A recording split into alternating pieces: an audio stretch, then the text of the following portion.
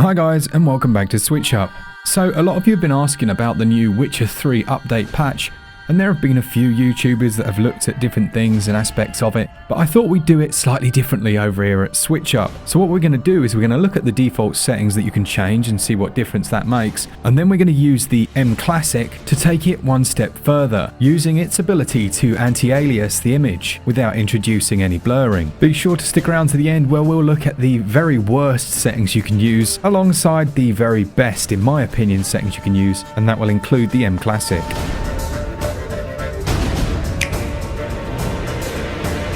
Okay, the most important thing, in my opinion, is the import saves ability. So you can now import your saves from either GOG or Steam, which is a nice little touch. When we go into the graphics options then, you can see a few new ones. I'll go through all of them and just give a brief description of what they're used for. So you've got the motion blur, goes without saying, and the blur. There's bloom. Bloom generally gives everything kind of a blown out look. Sharpening, you've got I think 3 levels of sharpening here. Sharpening notoriously isn't something I would generally use because it can just make everything look unreal. Combine that with a very low resolution and you can end up with something that looks really not good.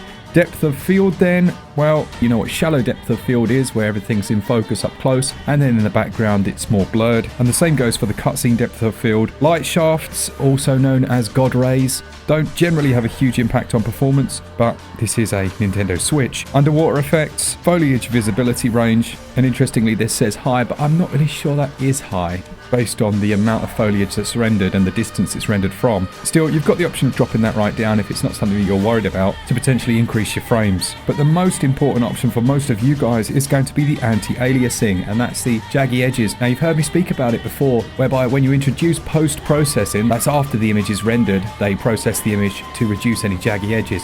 But it's actually more like a filter, and that filter can sometimes introduce blurring. And when the resolution of the game's low anyway, that blurring is just compounded and you can really notice it, which is why the default version of the Witcher 3 looks so blurry. However, and this is a big however, when you turn it off, while it massively increases the sharpness of the image, the aliasing is off the scale, whereby at certain scenes you'll be able to see single pixels. And I would say if you're playing in a docked mode, in some ways it's actually better to stick the anti-aliasing on. There is obviously a big increase in the clarity of the image, but the jaggy lines, for my personal preference, is too much. I couldn't cope with that. It's almost painful to look at. But there is another option, and I mentioned it right at the start, and that's the MClassic. Now, many of you mentioned that if I reduce the resolution to 720p, then the MClassic's going to be a lot more effective. But when we combine that with the ability to turn the anti-aliasing off manually to make a very crisp image, we could potentially create the best looking version on the Nintendo Switch. So let's have a few comparisons then between the old anti-aliased standard version in docked and the M-cable non-anti-alias version. I would say it is massive. I wouldn't quite go as far as to say it's night and day, and it certainly doesn't bring it up to PS4 or Xbox standards, but it's a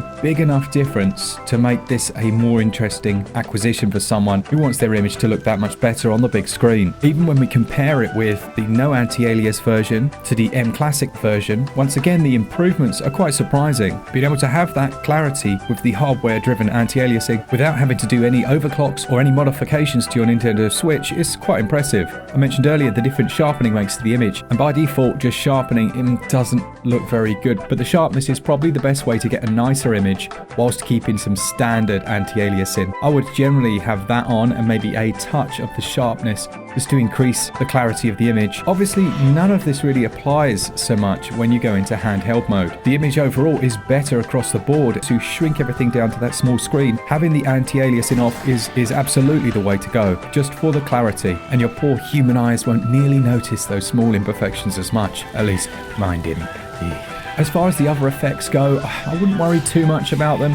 You can switch those on and off to suit your taste, but they're not going to make a giant difference here. The foliage will bring the performance up slightly if you drop that right down, but it's not something I was overly concerned with anyway. For me, it's all about the crispness and the clarity of that image. And the MClassic, yeah, fair play, does a decent job. There was one setting I mentioned at the start that I would love to have seen in here, and that would have been the shadow qualities. I find that often in these open world games, reducing the shadows from high down to medium has a big impact on the overall performance. Now, having said that, it's probably on low anyway, so they've just left it as it is. but even the option to turn shadows off completely to increase frames might be something that some people would be interested in. I'd be really interested to see if on a modified Switch you could bump the resolution, increase the core clocks, and then use the MClassic to do the anti-aliasing work. You could potentially end up with a really nice looking version. Let me know down in the comments, have you downloaded the patch yet? Are you pleased with the improvements, particularly potentially to handheld mode? And if you've got an MClassic, have you tried it out yet? Make sure you set it to 720p because it will work better at adjusting the image. Other than that, big thanks to the patrons as always. Leave a comment down below.